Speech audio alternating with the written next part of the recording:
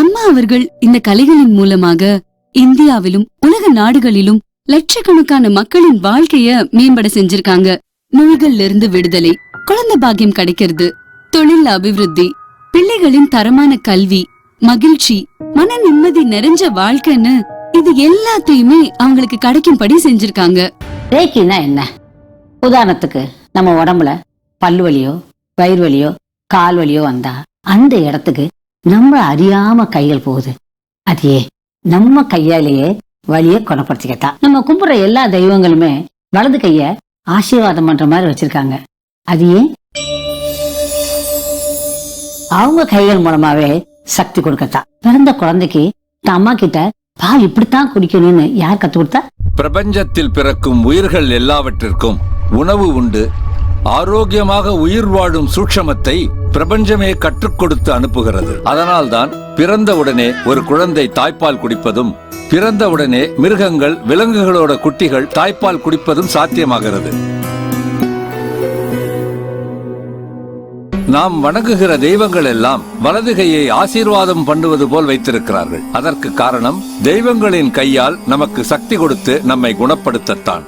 அதே போலத்தான் நமது உடம்பில் தலைவலியோ பல்வலியோ வயிற்று வலியோ வந்தால் அந்த இடத்திற்கு நம்மை அறியாமலேயே நம் கைகள் போகின்றன. காரணம், நம் கையில் இருக்கும் சக்தியால் நம் வலியை குணப்படுத்திக் கொள்ளத்தான்.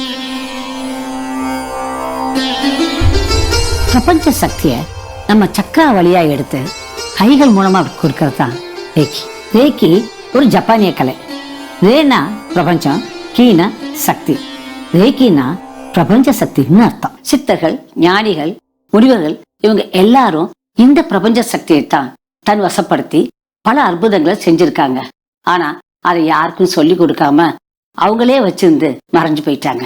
ஆனா உலகத்திலேயே முதல் முறையா தனக்கு கிடைச்ச சக்தி எல்லாருக்கும் கிடைக்க வழி செஞ்சவரு ஜப்பானிய குரு டாக்டர் மிகாவோ உசுயி.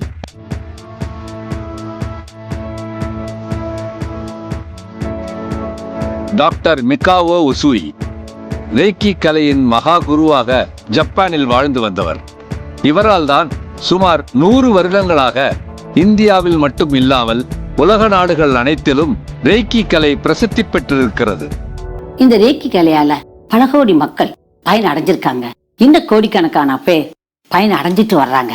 இந்த யோகா, தியானம் அதெல்லாம் யார் கத்துக்கிட்டாங்களோ அவங்க மட்டும்தான் யூஸ் பண்ண முடியும். ஆனா ரேக்கி கத்துக்கிட்டவங்க தனக்கு மட்டும் இல்லாம மற்றவங்களுக்கும் யூஸ் பண்ணலாம். எங்க வேணுமாலும் யூஸ் பண்ணலாம், எப்ப வேணுமாலும் யூஸ் பண்ணலாம். It is easy to use. Reiki நீங்க கத்துக்கணும்னா 4 விஷயத்த நல்லா புரிஞ்சுக்கணும். ஆரா, சக்ரா, மந்த்ரா, தீட்சை. ரேக்கி கலையை கத்துக்கிறதுக்கு படிப்பு, மதம், ஜாதி, நேரம், கட்டுப்பாடுன்னு எதுவும் இருக்காமா? இந்த கலையை கத்துக்கிற நேரம் காலம் கிடையாது, ஜாதி மதம் கிடையாது, படிப்பு அவசியம் இல்லை. 10 வயசுக்கு மேல யாரு வேணுமாலும் கத்துக்கலாம்.